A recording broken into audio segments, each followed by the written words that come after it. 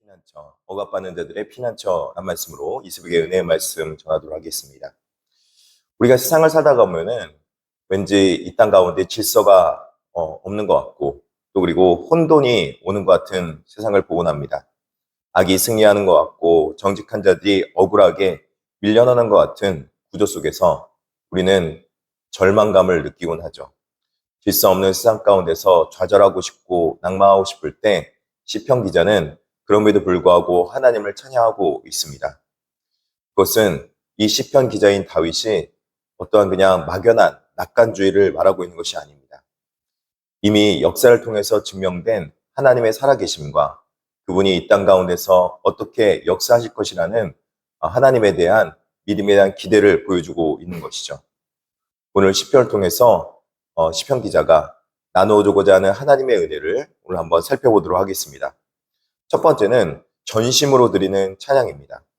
1절에서부터 6절인데 시편 기자는 흔들림 없는 확신에 찬 목소리로 자신의 온 마음을 다해서 하나님을 찬양했다는 결단하는 것을 볼 수 있습니다.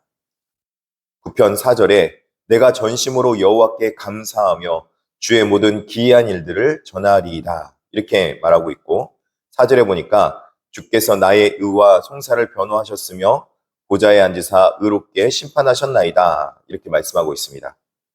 시인의 찬양은 단순히 기분이 좋아서 부르는 노래가 아닙니다.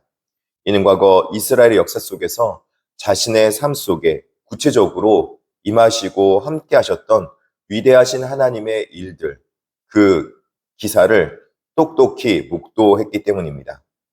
우리가 믿는 하나님은 머릿속에만 존재하는 추상적인 하나님이 아니라 이 땅 가운데 우리 삶 속에 함께 하시며 우리 삶 속에 들어와 개입하시며 우리 삶 속에서 친히 보좌에 앉으셔서 의롭게 심판하시며 억울한 자의 송사를 변호하시는 하나님이십니다.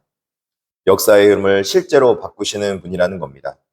시인은 이방 나라들을 꾸짖고 악인을 멸망시키며 그 이름조차 영원히 지워버리시는 하나님의 개입을 기억하고 있습니다. 악인들은 영원한 폐허가 되어 사라지지만 하나님은 승리를 주신다는 것을 보여주고 있는 것입니다. 우리의 찬양도 이처럼 내 삶에 섭리하고 계시고 개입하고 계시는 하나님 향한 구체적인 진실한 고백이 있을 줄 믿습니다. 두 번째는 환난 때에 요새가 되어주시는 하나님에 대한 고백입니다. 시인의 시선은 개인적인 승리를 넘어서 세상을 다스리시는 하나님의 영원한 통치와 성품을 향합니다. 7절에서부터 12절까지인데요. 9절과 10절에 이렇게 말씀하고 있습니다. 여호와는 압제를 당하는 자의 요새이시오 환난 때의 요새이시로다. 여호와여 주의 이름을 아는 자는 주를 의지하오리니 이는 주를 찾는 자들을 버리지 아니하심이니이다. 악인들의 권세는 영원할 것 같아도 완전히 무너지지만 여호와께서는 영원히 보좌에 앉아 계셔서 이 땅의 모든 것을 통치하시며 질서를 회복하시며 다시 하나님께서 이 모든 통치의 영원한 왕권이 되신다는 것을 보여주고 있습니다. 그 하나님의 통치의 원리는 바로 공의와 공정이라는 것입니다. 놀랍게도 하나님의 공정, 즉 정의는 세상에서 가장 취약한 계층인 압제당하는 자들에게 다가오셔서 피난처가 되어주시는 하나님이십니다. 요새가 되어주신다. 환난 때 요새이시로다. 그렇게 말씀하고 있습니다. 하나님은 우리가 억울하고 속상하고 힘들 때 요새가 되어주시는 하나님입니다. 세상의 구조는 약자를 밀어내고 양육강식의 세상을 보여주고 있지만 하나님의 통치는 철저히 약자를 중심으로 두고 계십니다. 그렇기에 하나님의 이름을 아는 자, 즉 그분의 공의로우심과 신실하심을 깊이 신뢰하는 자는 환난 때에 자연스럽게 하나님을 찾고 의지할 수밖에 없습니다.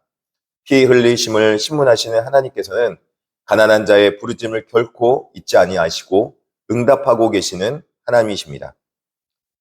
세 번째로 이제 사망의 문에서 시온의 문으로 인도하시는 하나님을 볼 수 있습니다. 고통 속에서 간구할 때 확실히 응답하시는 하나님이 계시다는 것이죠. 하나님의 통치를 찬양하던 시인의 시선은 다시 자신의 참담한 현실과 여호와 하나님에 대한 기대감을 교차하며 바라보고 있습니다.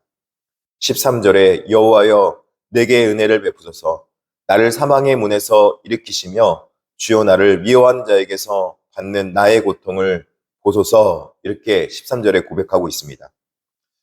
지금 시인은 사망의 문턱에 서 있을 만큼 극심한 고통에 있습니다.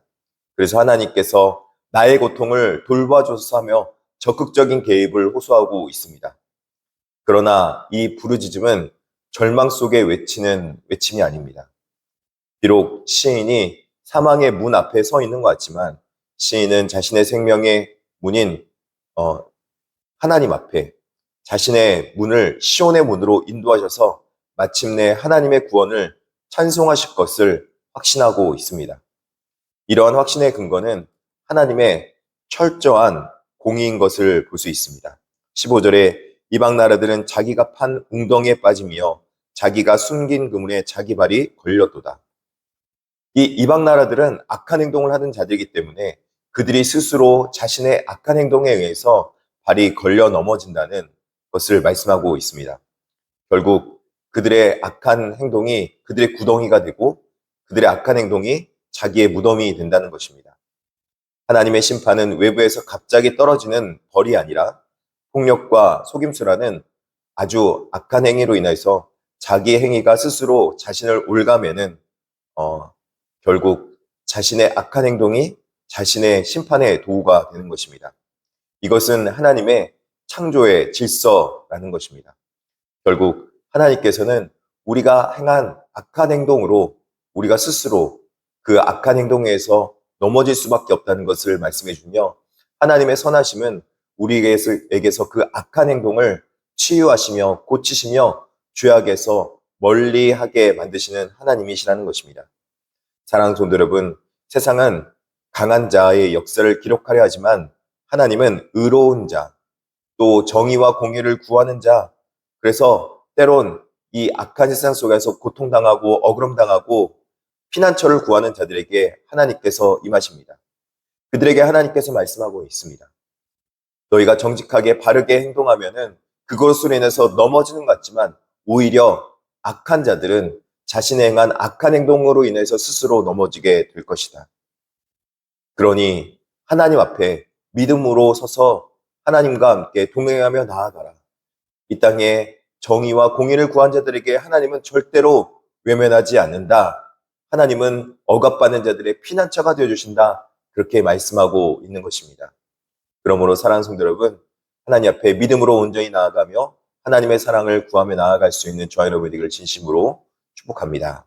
하나님을 향해서 전심으로 구할 때 하나님의 축복이 여러분 삶 가운데 임재하실 줄 믿습니다. 기도하겠습니다.